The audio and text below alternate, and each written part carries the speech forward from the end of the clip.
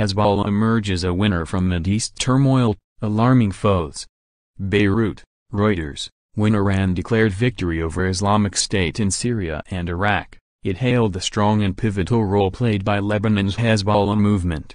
The praise, contained in a top general's letter to Iran's supreme leader in November, confirmed Hezbollah's preeminence among Shiite Muslim regional groups backed by Tehran that are helping the Islamic Republic exert influence in the Middle East.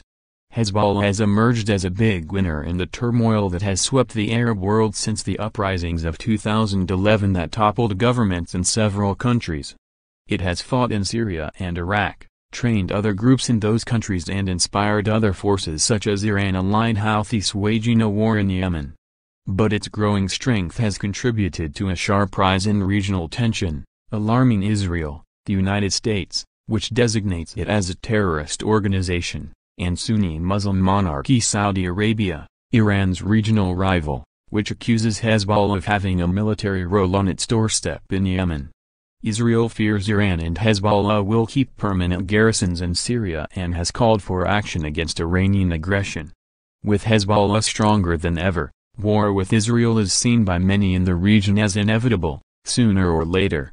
Hezbollah has gained from the experience of working with armies and managing numerous weapons systems simultaneously, air power, armored vehicles, intelligence, and drones, all specialties of conventional armies, said a commander in a regional alliance fighting in Syria. Hezbollah is now a dynamic army, bringing together guerrilla and conventional warfare.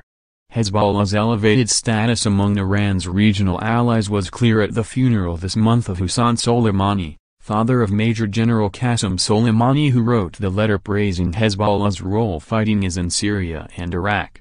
Hezbollah's delegation, led by Sayyid Hashim Safieddin, a top figure in its clerical leadership, took responsibility for organizing talks on the sidelines of the funeral between the various Iranian allies present. An official who attended said, "All the resistance factions were at the condolences. Hezbollah coordinated and directed meetings and discussions," the official said. The Hezbollah model Hezbollah was set up by the powerful Iranian Revolutionary Guards, IRGC, to fight Israeli forces that invaded Lebanon in 1982 and to export Iran's Shiite Islamist revolution. It has come a long way from the Bekaa Valley camps where its fighters first trained. Its fighters spearheaded the November attack on Abu Kamal, a town near Syria's border with Iraq, which ended its resistance in its last urban stronghold in the country. Hezbollah leader Sayyid Hassan Nasrallah has said the battle for Abu Kamal was led by Qasem Soleimani, commander of the branch of the IRGC responsible for operations outside. An Iran-backed Iraqi Shiite militia, the Popular Mobilization Forces, PMF, crossed into Syria to help during the battle. Hezbollah helped to set up the Iraqi PMF at the peak of Islamic State's expansion in 2014. The attack was of huge symbolic and strategic significance for Iran and its regional allies, recreating a land route linking Tehran, Baghdad, Damascus and Beirut, often termed the Shiite Crescent by Iran's regional enemies. The United States says Iran is applying what you might call a Hezbollah model to the Middle East, in which they want governments to be weak, they want governments to be dependent on Iran for support, White House National Security Advisor H.R. McMaster said in late October. So, what is most important, not just for the United States but for all nations, is to confront the scourge of Hezbollah and to confront the scourge of the Iranians and the IRGC who sustain Hezbollah's operations, he told Al-Ara, a U.S.-funded Arabic-language news network. Syria is where Hezbollah has made its biggest impact outside Lebanon, though its role was kept secret when its fighters first deployed there Syria in mid-2012. The initial aim was to defend the shrine of Sayyida Zainab, a Shiite pilgrimage site near Damascus. But as President Bashar al-Assad lost ground, Hezbollah sent more fighters to aid Syrian security forces ill-suited to the conflict they faced. Hezbollah's role was crucial in defeating many of the rebels who fought Assad with backing from his regional foes, helping him win back the cities of Aleppo and Homs, and other territory. Its publicly declared role in support of Assad has been accompanied by an effort to establish new Syrian militias that have fought alongside it, said the commander in the regional alliance fighting in Syria. Hezbollah has lost more than 1,500 fighters in Syria, including top commanders.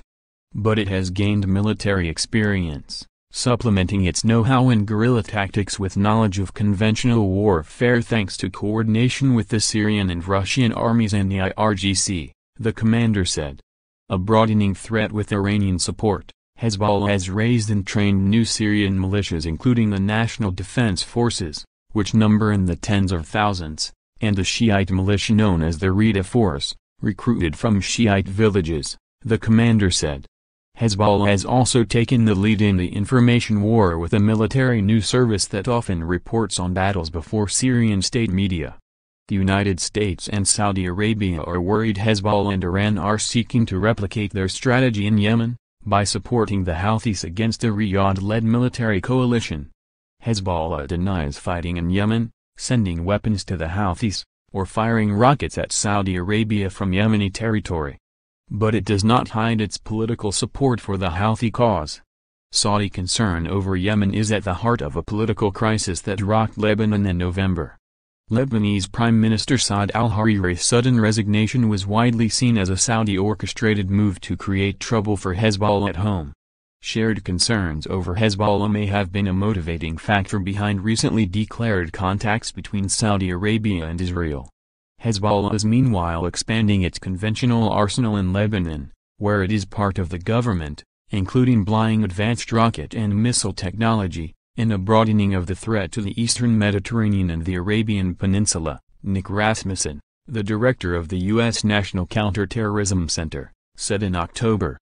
Despite newly imposed U.S. sanctions, Hezbollah sounds confident. With is now defeated in Iraq, Nasrallah has indicated Hezbollah could withdraw its men from the front, saying they would return to join any other theater where they are needed. He says his group will continue to operate wherever it sees fit, repeatedly declaring, "We will be where we need to be." Additional reporting by Parisa Hafizi in Ankara, writing by Tom Perry, editing by Timothy Heritage.